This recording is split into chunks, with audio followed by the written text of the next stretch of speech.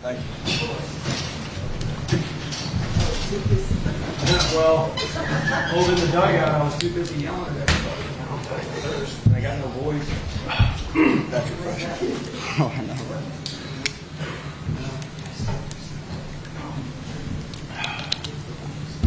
Double? Yeah, I'm hurt. Supposed to be on a 8 a.m. recruiting flight. Hopefully that game was the recruiting. And for the winners of the 2023 Hattiesburg Super Regional, the Tennessee Volunteers, we have Coach Tony Vitello, third baseman Zane Denton, and starting pitcher Drew Beam. Coach, if you'll just kind of give an opening statement just to get things started. Probably three things come to mind. The first thing is the guy to the right of me. I mentioned it in the outfield. There's so much you want to say, but everyone is kind of acting a fool, so I just jump in on that. But we were a little short last year from going to the World Series. And the thing that was missing in my mind and was very painful for me the rest of the summer, I can handle a loss. The other coaches can handle a loss. It was an epic year, but it was a weird weekend, and this guy never had the ball in his hand.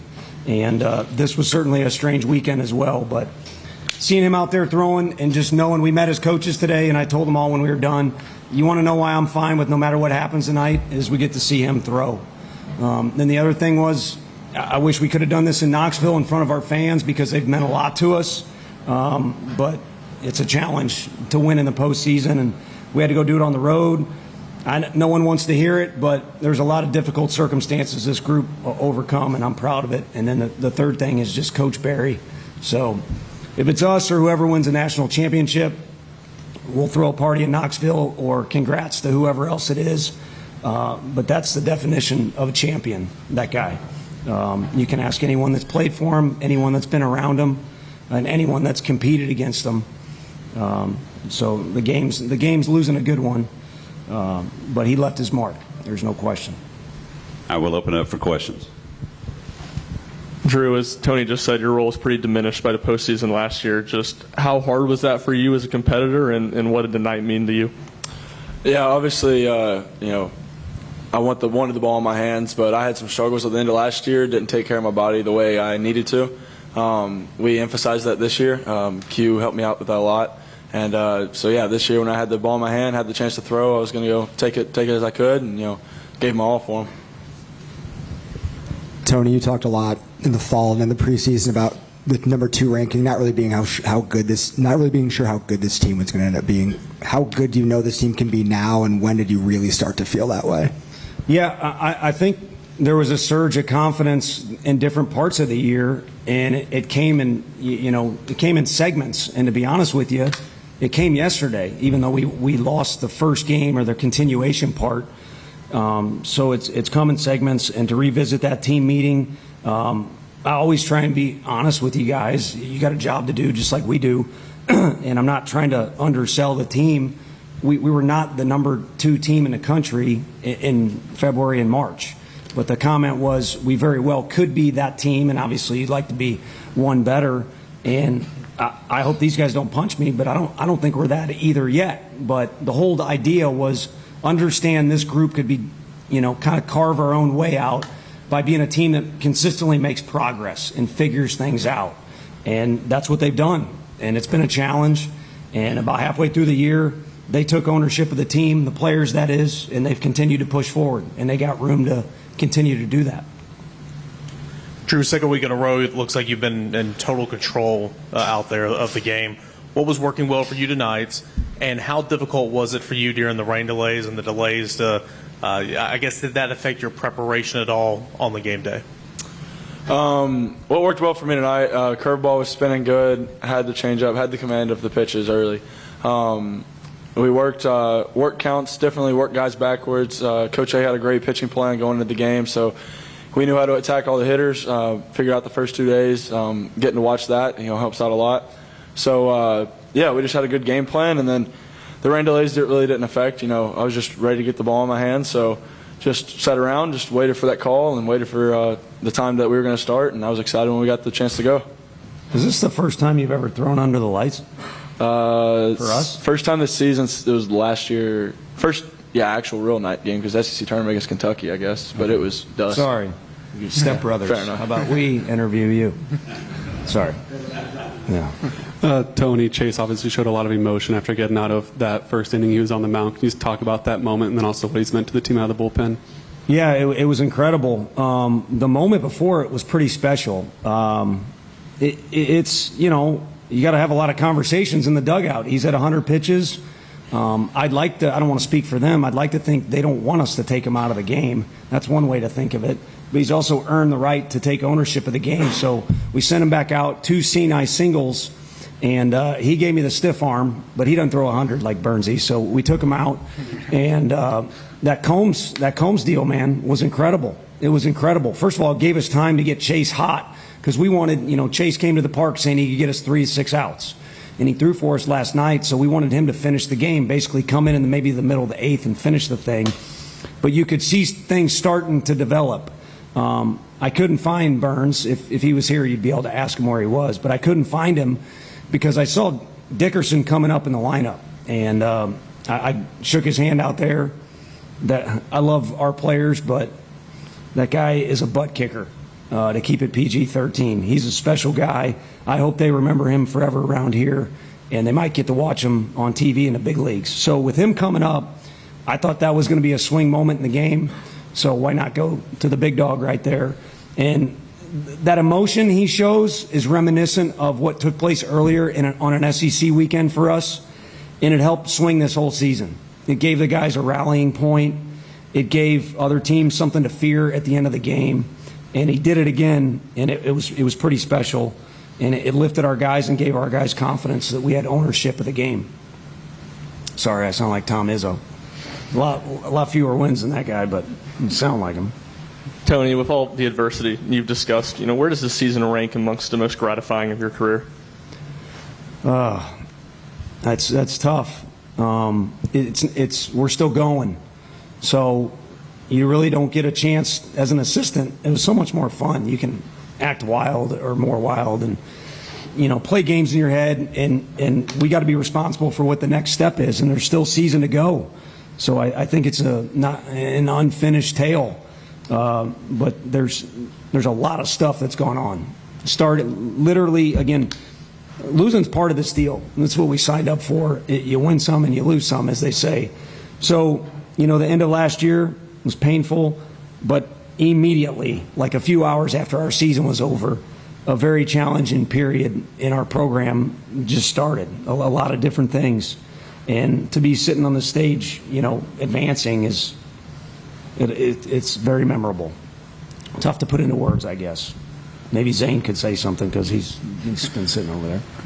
Yeah, Tony and Eric, if you guys want to weigh in on this too, what about just the weekend, the delays, not knowing late last night yet what the game time would be when I assume you're trying to figure out how you're going to deal with the day? How challenging was all that for all you guys?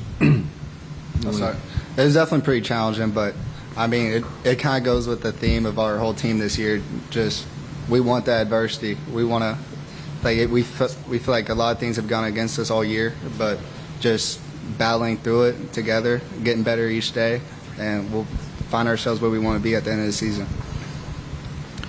Yeah, I'll go along with that. Just, you know, we didn't know when we were going to play. Most of us were sitting up there watching that Stanford and Texas game, just knowing at the end of that we figured out when we were going to play. So, yeah, we really didn't have an answer until late, but we were just excited. Most of us were, you know, itching to get it back out there. Wish we could have played again last night. You know, it's not ideal, but, you know, everyone was just ready to get out here and play another game. That's just how the vibes were with some of the guys. So that's how we felt. It's good. We've had some conversations again. I said it to the team, but I appreciate greatly everybody that was a part of that team last year. Guys like Trey Lipscomb, and I could go on and on. They help have one of the most memorable college seasons ever, most talked about. And then they also help these guys learn some lessons. And when you advance to Hoover and beyond, you're still playing baseball, but there's other games you have to play. And that's one of them, is managing time and itineraries and things like that. And I think these guys, having learned those lessons, helped us get through. You know, you're already playing a hell of a team, but then there's other stuff that goes on. And there's some friendly things being said at the stands at all of us. There's a lot to take on, but that's part of the deal. And you have to win a bunch of battles, not just the ones that are on the field. Coach, at the end, you mentioned it at the beginning, but at the end, when your team's celebrating and Scott Berry just starts walking towards the outfield, your team turned around and applauded him. That was a pretty special moment. Can you talk about that for just a second?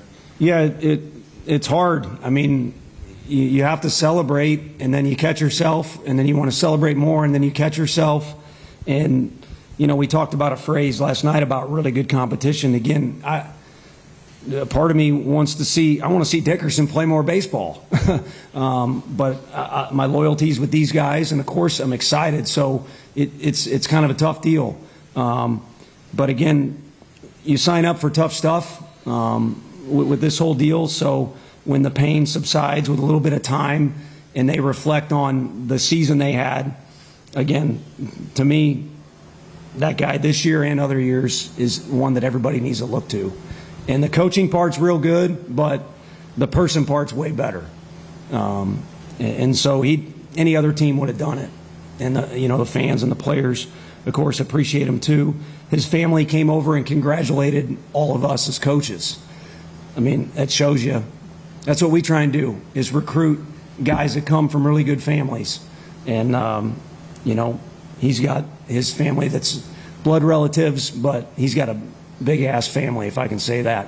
There was a lot worse said tonight, probably by our players too. It was back and forth, and it's, again, part of the deal. But he's got a big-ass family, and, I don't know if I should say this or not, but I hope it's because he felt like it was, the best time for him and not because things are starting to get a little crazy. But not my place to speak for him, just my spot to applaud him and try and imitate him. You got no chance, but try and imitate him. He's a lot more of a man's man than I am, I think. All right, final two questions right here.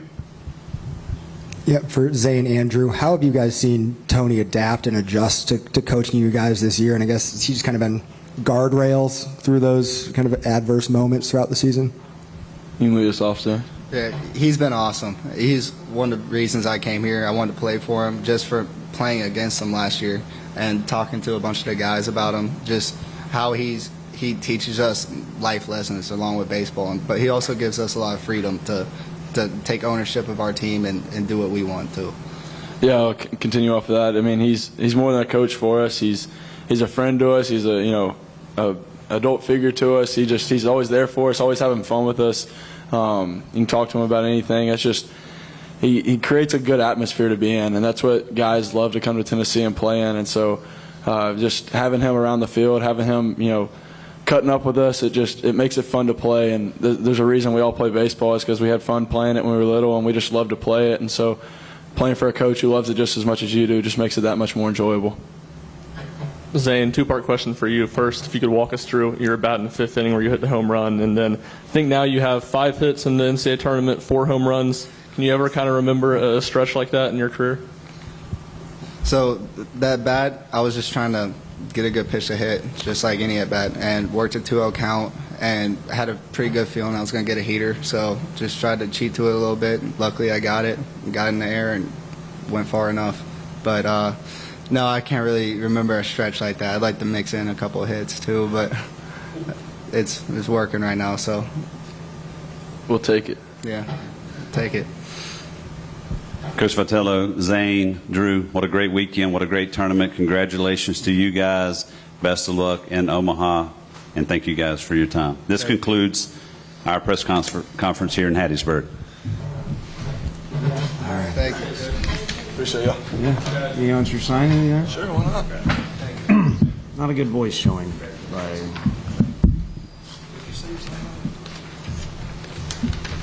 you say you signed it? What? Tom Izzo? You don't know who that is? I didn't hear what you said.